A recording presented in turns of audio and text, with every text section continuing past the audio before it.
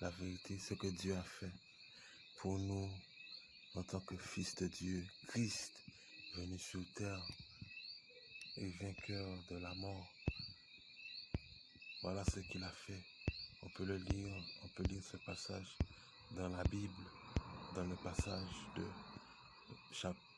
du livre des Actes, le chapitre 10 et du verset 37 à 48, qui dit: vous savez ce qui s'est passé, à commencer par la Galilée, puis dans toute la Judée, après que Jean a appelé les foules à se faire baptiser. Ensuite, Dieu a oint Jésus-Christ de Nazareth, en répandant sur lui la puissance du Saint-Esprit.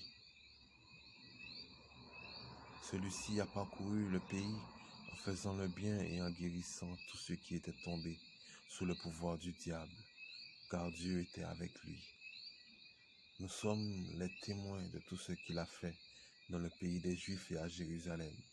Et nous voyons encore de nos jours ce qu'il a fait dans tous les pays du monde entier, grâce à la parole qui s'est propagée par les disciples, où ils l'ont mis à mort en le clouant à la croix. Mais Dieu l'a ramené à la vie le troisième jour et lui a donné de se montrer vivant, non à tout le peuple, mais aux témoins que Dieu lui-même avait choisis d'avance, c'est-à-dire nous. Et nous avons mangé et bu avec lui après sa résurrection d'entre les morts. Jésus nous a donné l'ordre de prêcher au peuple juif et de proclamer que c'est lui que Dieu a désigné pour juger les vivants et les morts. Tous les prophètes ont parlé de lui en disant que tout homme qui croit en lui reçoit par lui le pardon de ses péchés. Amen.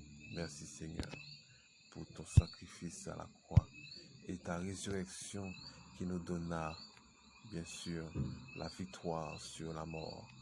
Parce que si nous sommes morts avec toi, nous sommes aussi ressuscités avec toi et nous sommes dans les lieux célestes habitant avec toi. Amen. Soyez bénis.